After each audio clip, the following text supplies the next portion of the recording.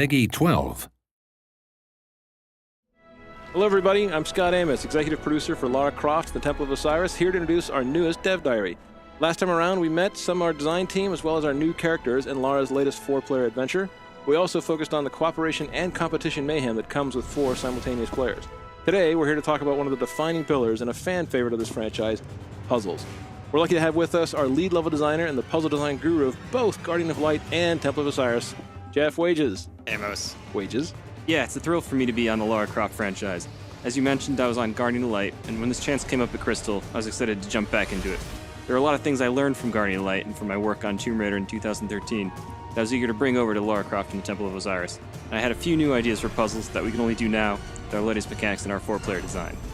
Which is kind of Jeff's way of saying that when you get stuck or frustrated at some of these crazy things he's come up with, you can please address all of your hate mail to him.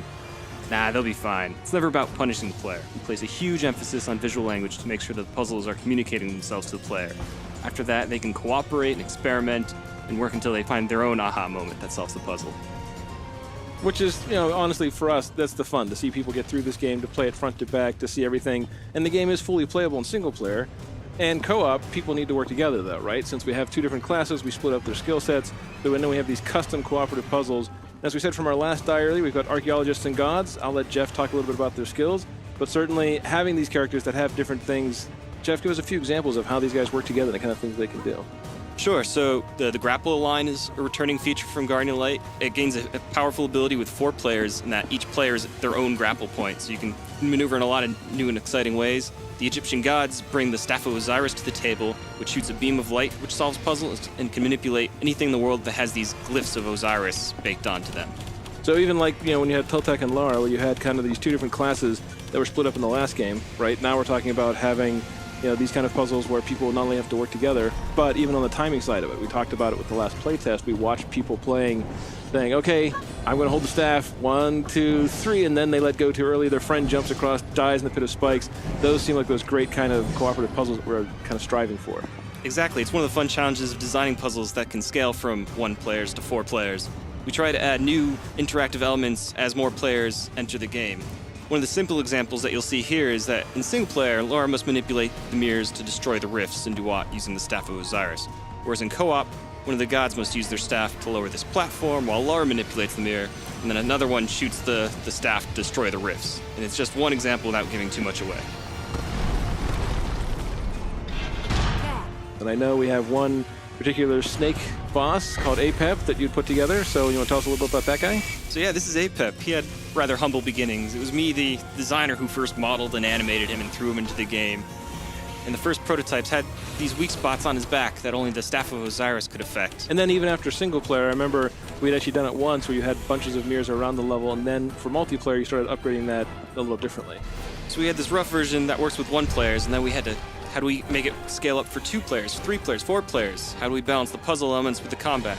It's really taking these really bare-bone ideas and iterating through them with the rest of the team to bring it to its full fruition. It's important with these types of action puzzles and bosses that the player should know immediately what they need to do, and the real challenge comes from executing and working together to get that done. And that's where all the fun and hilarity ensues. Having a hand and a voice in everything that we build, we can make pretty extensive changes in a short time, kind of like the Oracle's Chamber area. Sure, we do a bunch of internal and external play testing.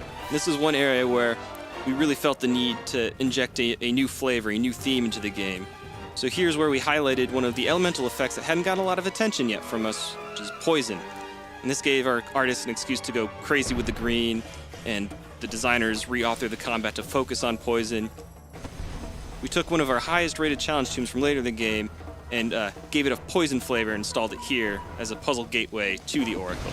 Which, clearly from the playtests after we'd done the change, boosted up both the experience, the puzzle experience in that area, and introduced the unique combat that the Oracle area has, with all the flashier and dramatic touches and lighting effects, even that eerie kind of creepy aura that we managed to put in there throughout.